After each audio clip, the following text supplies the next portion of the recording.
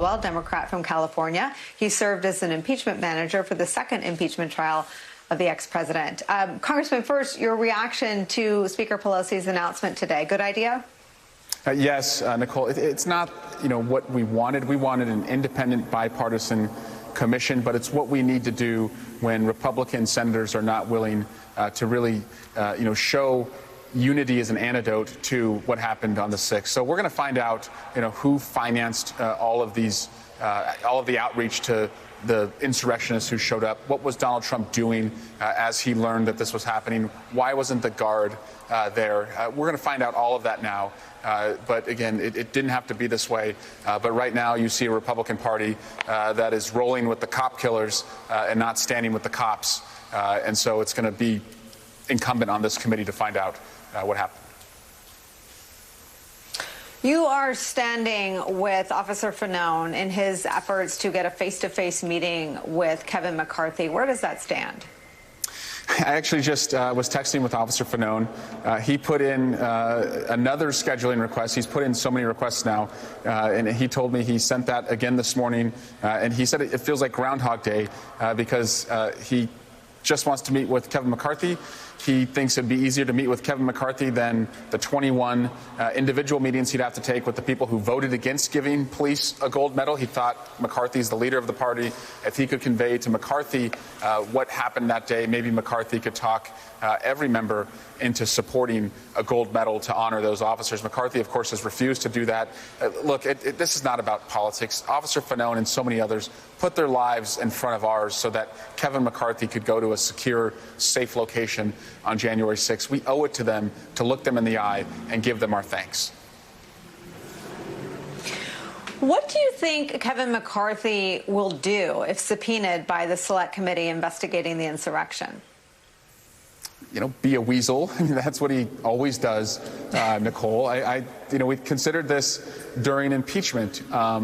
We had learned that McCarthy had a sense of what Donald Trump's state of mind was on January 6th when Donald Trump was complaining to McCarthy that, McCarthy didn't do enough to defend him when McCarthy wanted Trump to call off the mob. But McCarthy wasn't waving his hand saying, I'm going to come in and help you understand. And he flipped from what he said in the days after January 6th, condemning Donald Trump, to going down to hanging out with Donald Trump at Mar-a-Lago. So, yeah, he's going to be a weasel. And so, it's important to really find out from other witnesses around him who may be more forthcoming just exactly what Kevin McCarthy and Donald Trump knew. Well, to turn this into a serious line of questioning with you, have you learned from impeaching the ex-president twice how to deal with evasion? Will you do things differently? Because, I think Don McGahn was finally on Capitol Hill more than 2 years after the Mueller report wrapped up, at a point when his findings didn't have any, ramifications on any attempts to hold the ex-president accountable. What will you do what have you learned from Donald Trump evading justice and accountability? What will you do if Kevin McCarthy refuses to cooperate?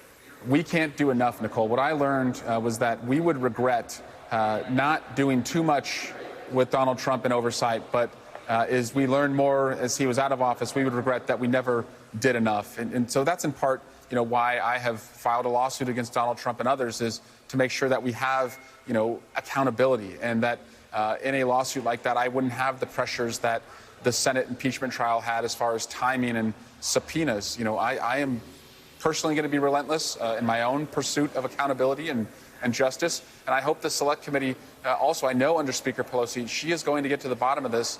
We're not going to let them put us in a situation where this could happen to our country again. Speaking of consequences, the wheels of justice take a long time to get going, but they seem to be rolling over some of the biggest purveyors of the big lie. Rudy Giuliani now no longer lawfully permitted to practice law in the state of New York.